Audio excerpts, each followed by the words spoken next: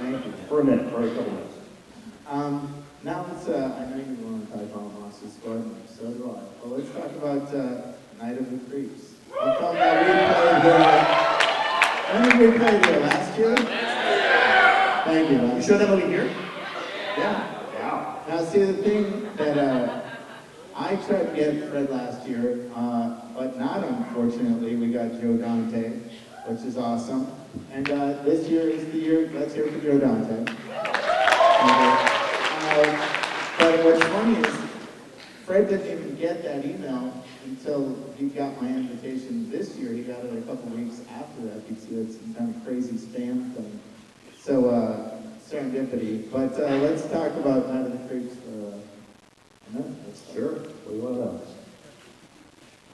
Why is it so awesome? It's funny, but I was at the Alamo Draft House in Austin, Texas.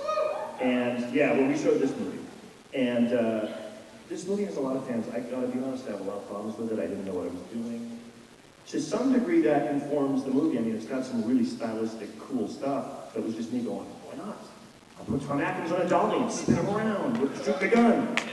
And yeah, last time I saw this in the theater, they went crazy. I was like, I don't know what I was doing. But so there's stuff in it that I think is pretty stinky. But there's some stuff in it that really works. And but I was ragging on the movie in Austin, and a guy came up to me and he said, "What's your favorite movie?" I said, "Probably Jaws." And he said, "What if somebody was ragging on Jaws? How would you feel about that?" I said, "You're right. I'd probably get tipped. I wouldn't enjoy that." So I'm going to put a moratorium on ragging on the movie until the DVD commentary. At which point, then the gloves are off. Then you're going to rag on Jaws. This is Night of the Creeps. Jaws starts. For Night of the Creeps. We're working on it now. The wheels are turning very slowly. There may be big boulders that stop the wheels from turning, but right now things are, knock wood, looking okay. But I wish I could be more categorical, but that's just the way it is. Sony is a giant corporation, and they own the rights, and we're like a little gnat on their, enormity. Night of the Creeps. Get that out of there. Yeah, we have bigger fish to fry.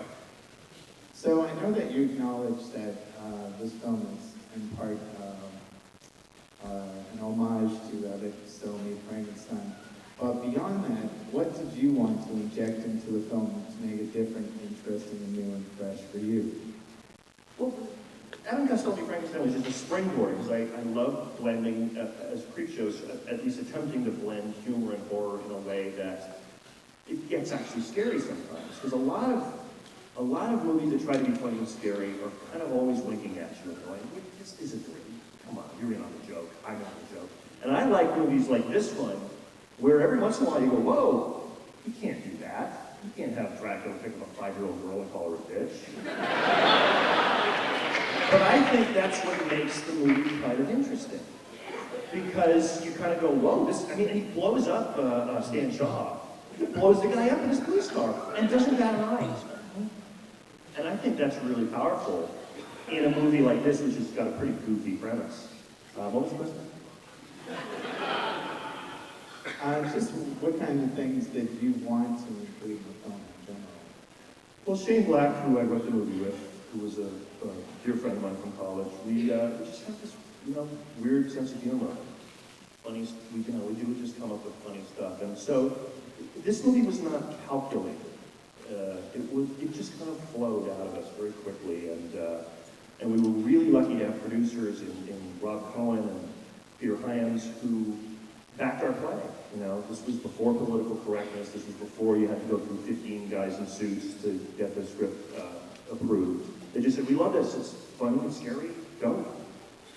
So you had, basically, did you get any bizarre notes, or did they want you to change anything in particular as far as the script? The only note that amuses me to this day was Rob Cohen, who you know as a director. He made Dragon and a bunch of movies. He's a big time director. And but at that time, he was our executive producer, and he was really of the Michael Mann school. This is how Tom Noonan came to be on it, because Tom Noonan was in Michael Mann's Manhunter. And Rob was very much kind of the MTV school. He gave us a casting list with suggestions to play the monsters. And there was Glenn Fry, and there was the like the 80s rockers that were all on Miami Vice. And Shane and I were very amused because on one of the lists it said, on a casting list it'll say the character's name and then suggestions for people to play. It said Dracula, ZZ Top. So is it all three members? That's what I'm saying. It's like, wait, Dracula is 2 guys with long beards and another guy with hats? Like, who's going to say the bitch line? I'm confused. So they wanted all 3 of them fused together? Possibly. You get Rob Bottin, fuse them all together.